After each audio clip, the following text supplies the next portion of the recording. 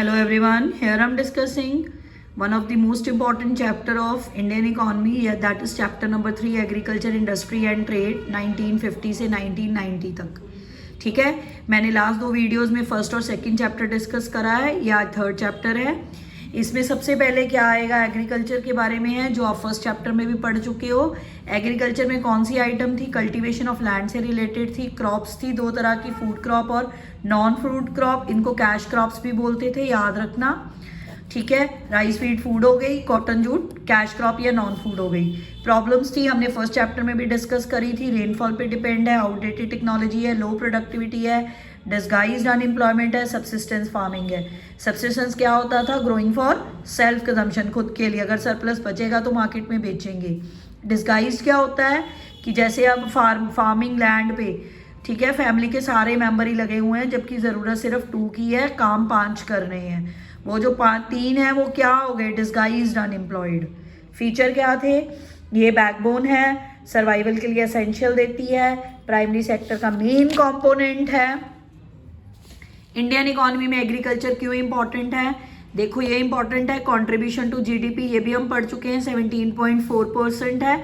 Maximum contribution थी earlier times में, but जैसे जैसे दूसरे सेक्टर जैसे प्राइमरी और सेकेंडरी और टर्शरी सेक्टर डेवलप होने शुरू हुए, इसकी कंट्रीब्यूशन कम होती गई.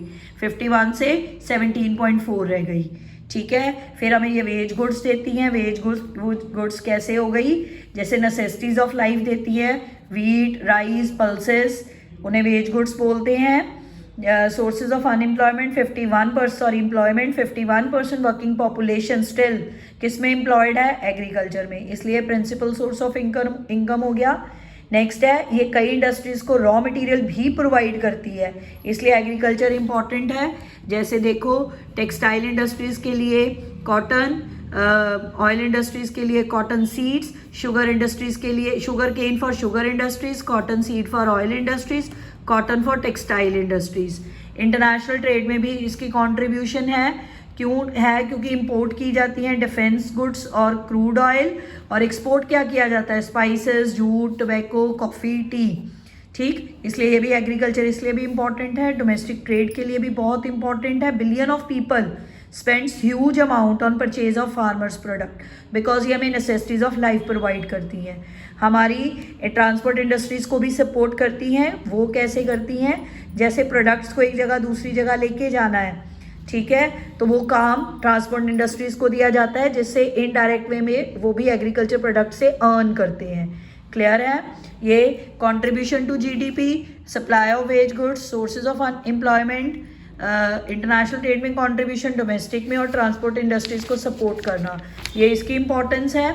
पर इंडियन एग्रीकल्चर में कई प्रॉब्लम्स है, ये हमने पहले भी डिस्कस करी. लो प्रोडक्टिविटी. लो प्रोडक्टिविटी का मतलब क्या होता है, प्रोडक्टिविटी का मतलब होता है पर हेक्टेयर आउटपुट. देखो ये डे बाय डे इंडिया की 3.2 टन्स है, यूएसए की 7.5 पर हेक्टेयर राइस में. वीट में भी देखो डाटा कम है यूएसए के कंपैरेटिवली. ये सबसे बड़ी प्रॉब्लम है इसकी, लो प्रोडक्टिविटी. फिर नेक्स्ट आती है डिस्गाइज, इसे हिडन अनएम्प्लॉयमेंट कहते हैं. ये मैक्सिमम है इंडिया में, इंडियन एग्रीकल्चर में. मतलब क्या होता है, पीस ऑफ लैंड में number of person engaged which is much higher than actually required. Requirement से बहुत ज़्यादा पीपल एक ही जॉब में लगे हुए हैं, उसे हम डिस्गाइज्ड अनएम्प्लॉयड कहते हैं.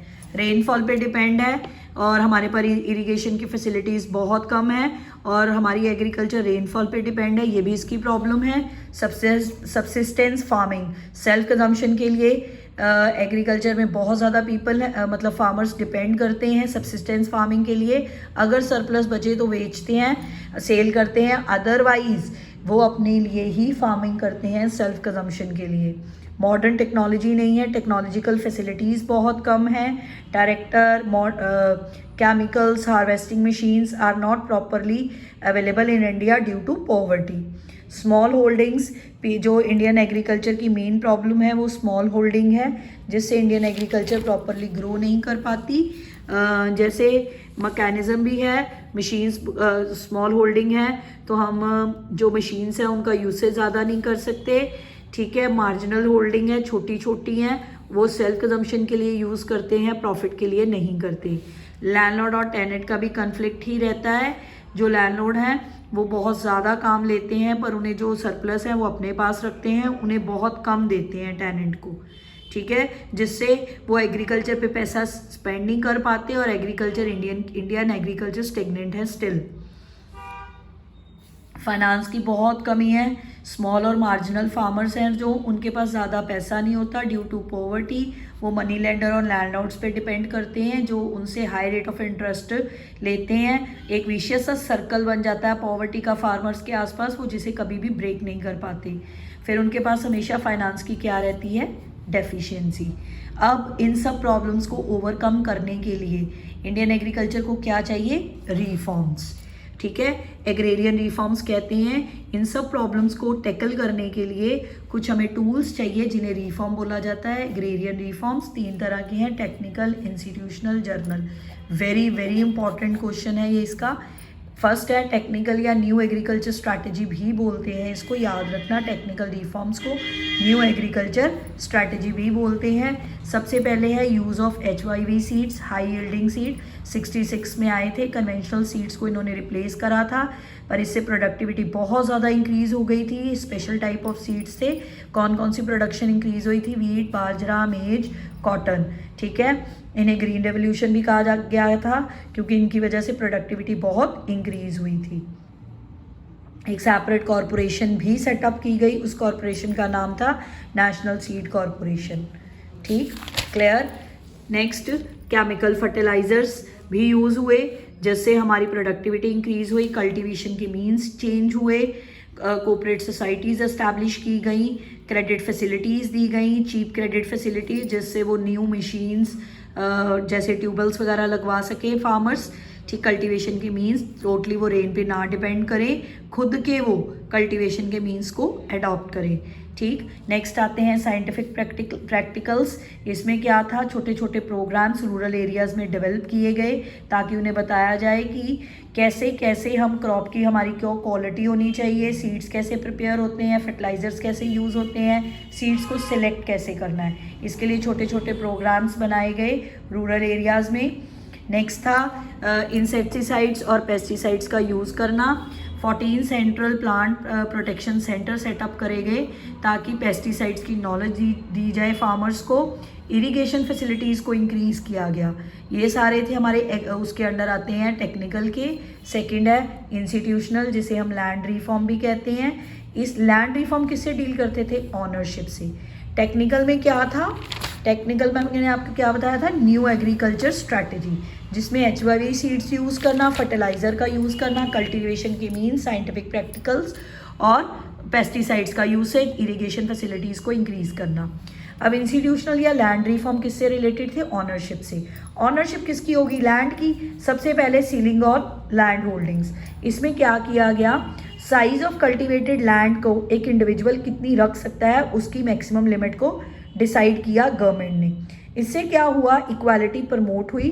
जो सरप्लस लैंड थी उनकी सीलिंग के बाद वो किसको दी गई, स्मॉल एंड मार्जिनल फार्मर्स को, जो लैंडलेस लेबर थी, ताकि वो भी काम कर सकें।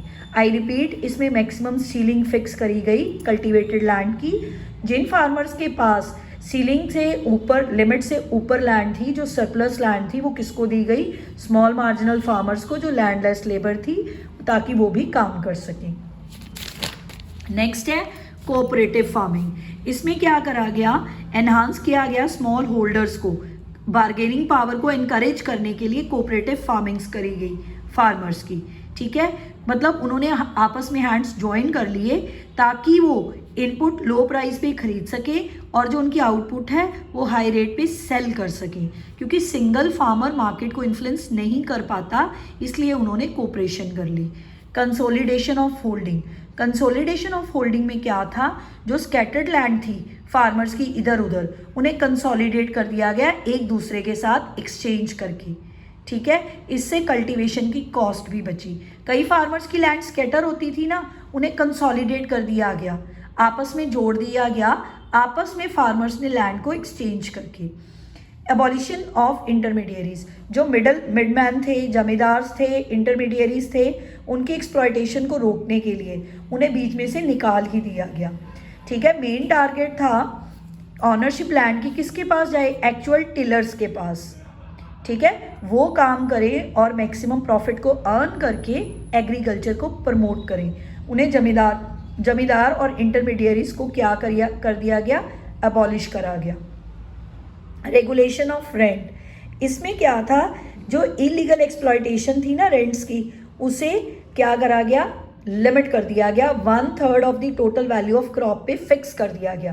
कहने का मतलब अगर कोई टिलर लैंड को हायर भी करता है एग्रीकल्चर पर्पसेस के लिए, तो वो कितना रेंट देगा, अपनी टोटल वैल्यू ऑफ क्रॉप का 1/3। ठीक है, रेंट को भी फिक्स कर दिया गया। ये ऑनरशिप के साथ रिलेटेड थे सारे इंस्टीट्यूशनल रिफॉर्म्स। नेक्स्ट थे general reforms. General reforms generally थे, जैसे इरिगेशन फैसिलिटीज़ को बढ़ाया गया, क्रेडिट फैसिलिटीज़ को बढ़ाया गया, कैसे, बैंक्स को, कोऑपरेटिव सोसाइटीज़ को डेवलप करके। नाबार्ड को बनाया गया 1992 में। प्राइस मिनिमम एमएसपी को सपोर्ट करा गया, प्राइस सपोर्ट पॉलिसी बनाई गई। गवर्नमेंट ने क्या करा, मिनिमम प्राइस फिक्स करा ताकि गवर्नमेंट जो फार्मर्स हैं उनके इंटरेस्ट को प्रोटेक्ट किया जाए। ठीक है, इसको मैक्सिमम प्राइस से एक मिनिमम प्राइस होता है जो मार्केट प्राइस से हमेशा लो होगा। ठीक है, फार्मर्स के इंटरेस्ट को हमेशा प्रोटेक्ट किया जाता है। जब उनकी सरप्लस बच जाती थी, एमएसपी पे गवर्नमेंट खरीद लेती थी in order to maintain buffer stock in for future. ठीक है, मिनिमम सपोर्ट प्राइस पॉलिसी एक ऐसी पॉलिसी है जो गवर्नमेंट के हाथ का टूल है, किसके लिए यूज़ करती थी, ताकि फार्मर्स के इंटरेस्ट को प्रोटेक्ट किया जाए। और जो फार्मर्स अपनी प्रोड्यूस बेचने के बाद बच भी जाती थी, जो सरप्लस बच जाता था उसके फार्मर्स के पास, उसे गवर्नमेंट खुद खरीद लेती थी ताकि वो फ्यूचर के लिए बफर स्टॉक को मेंटेन कर सके। ये भी जनरल रिफॉर्म था। अब जो ये रिफॉर्म बनाए थे, ये इसकी क्या क्या अचीवमेंट्स थी।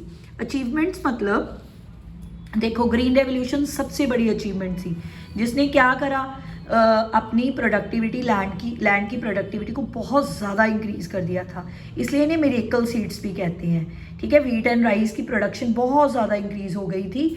और डॉक्टर नॉर्मैन और ई बॉरलैंग ये ग्रीन रेवोल्यूशन के फादर थे। इन्हें नोबेल पीस प्राइज़ भी मिला था 1970 में। ठीक है, पर इंडिया में कौन लेके आया था, स्वामीनाथन, मैसर स्वामीनाथन मिस्टर। ये हाई यील्ड सीड थे। ठीक, फर्स्ट टाइम 1966 खारिफ सीजन में इसको यूज़ किया गया था। इसने 25% फूड ग्रेन की प्रोडक्शन को इंक्रीज़ कर दिया था। और जो एग्रीकल्चर स्टेगनेंट हुई थी, उसके विशियस सर्कल को ब्लॉक करा, यानी कि तोड़ा था। इसकी वजह से ही इंडिया में जो प्रोडक्टिविटी थी लैंड की, वो बहुत ज़्यादा इंक्रीज़ हो गई थी। बस याद रखना, स्वामीनाथन लेके आए थे इंडिया में, फर्स्ट टाइम खारिफ सीजन 1966 में इसको यूज़ किया गया था। पर इसके फादर कौन हैं, जो जब से पहले जिन्होंने ये टॉपिक दिया था, मतलब नॉर्मैन और ई ब्रोलैंग ने। अब ठीक है, HYV टेक्नोलॉजी, एलिमेंट्स क्या हैं इसके, हाई यील्डिंग टेक्नोलॉजी के, सीड्स को यूज़ करना, फर्टिलाइजर्स को, पेस्टिसाइड्स को, इरिगेशन फैसिलिटीज़ को इम्प्रूव करना। अब देखो ये कैसे हैं, 1965 में ये पहली बार आए थे। और कौन कौन सी इन्होंने प्रोड्यूस को इंक्रीज़ करा था, किसकी आउटपुट इंक्रीज़ हुई थी, कौन कौन सी फसल की, वीट, राइस, बाजरा, मेज़, ज्वार, कॉटन, रिंग्स। ठीक है, केमिकल फर्टिलाइजर्स की भी इंक्रीमेंट हुई थी।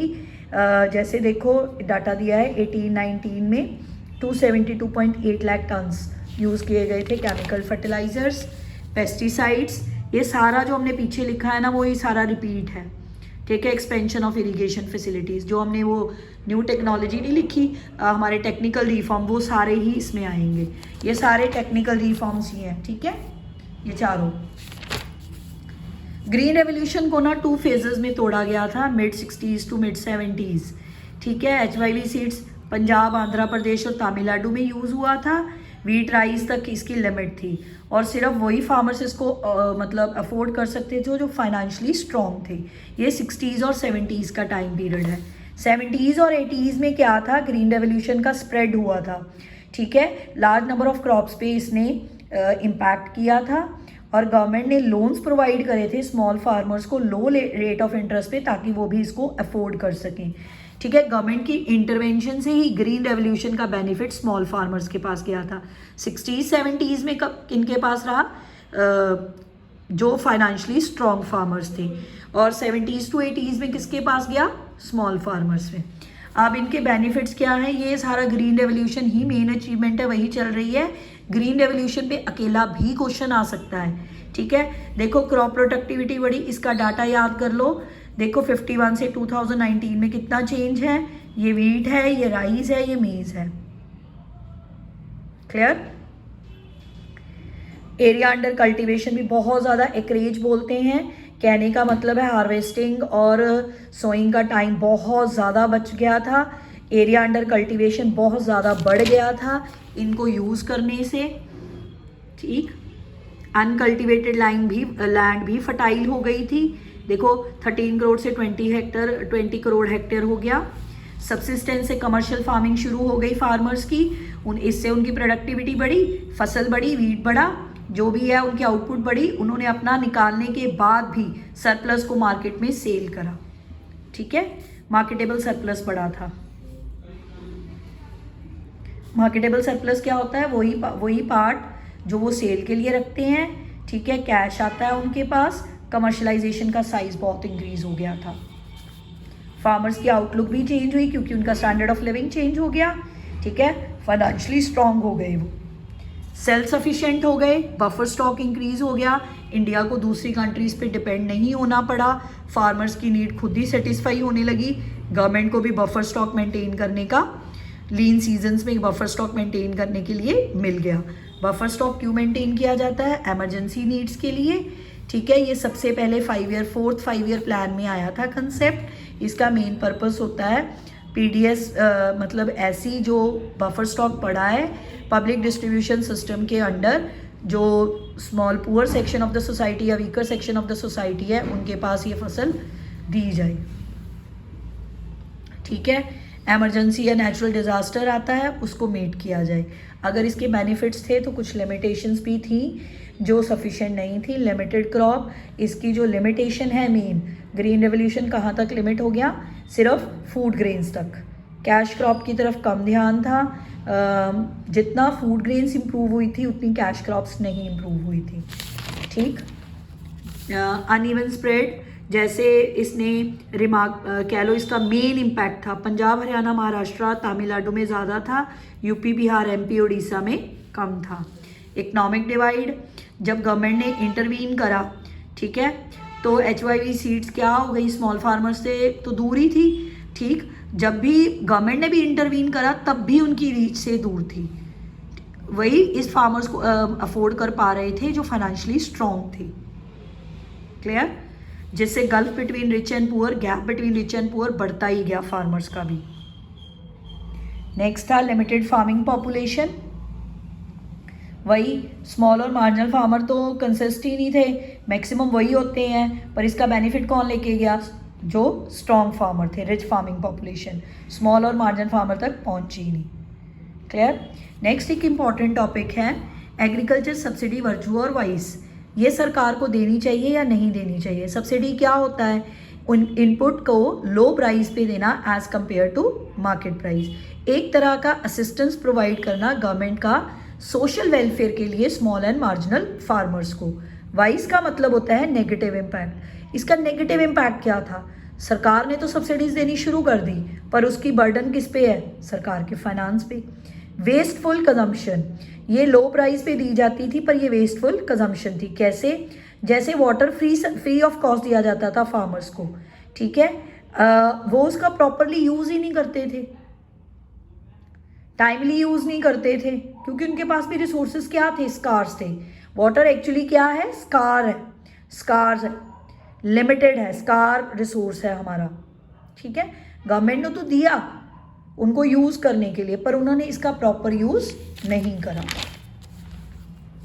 Miss appropriated profit, fertiliser industries क्या हुआ, मतलब कहने का subsidies not only benefit the farmer but also the input industries, यानी कि फर्टिलाइजर इंडस्ट्रीज को बहुत बेनिफिट हुआ, ठीक है। कहने का क्या मतलब है, सरकार ने तो सब्सिडी दी, जो फर्टिलाइजर इंडस्ट्रीज थी उन्हें सस्ते रेटों पर मिल रही थी आराम से मार्केट से, ठीक है, उन्हें बहुत ज़्यादा प्रॉफिट हो रहा था सब्सिडीज करके। सरकार ने बेनिफिट फार्मर्स के लिए रखा था, पर एक्चुअली ये बेनिफिट किनको गया, फर्टिलाइजर्स इंडस्ट्रीज को। इन दिस वे बोला जाता है कि इस बेनिफिट को मिस एप्रोप्रिएट किया गया, जिसे देना चाहिए था उन तक नहीं पहुंचा, जिन्हें नहीं मिलना चाहिए था उन तक पहुंच गया, ठीक है, ये नेगेटिव इम्पैक्ट थे। वर्चू देखो, जो पुअर थे फार्मर्स वो अब एबल टू अफोर्ड, कहने का मतलब वो अब अफोर्ड कर पा रहे थे इनको, ठीक है। रिच पुअर की जो गैप था उसे भी कम करा था इसने। जो रिस्की बिजनेस थे इंडिया में, लोगों ने उन्हें करना शुरू कर दिया ड्यू टू सब्सिडीज, ठीक। ये तो सारा एग्रीकल्चर था। सेकंड मेन, ये सारा एग्रीकल्चर था। जो जो सब्सिडी के बेनिफिट किसके पास गए, कैसे गए, ग्रीन रेवोल्यूशन का क्या बेनिफिट है, इस चैप्टर में 3 टॉपिक हैं, industry, foreign trade, international trade. ये आज मैंने इस वीडियो में सिर्फ आपके साथ एग्रीकल्चर को डिस्कस करा है। नेक्स्ट वीडियो में मैं आपके साथ जो रिमेनिंग चैप्टर है या रिमेनिंग टॉपिक रह गए हैं वो डिस्कस करूँगी, ठीक है। Thank you very much.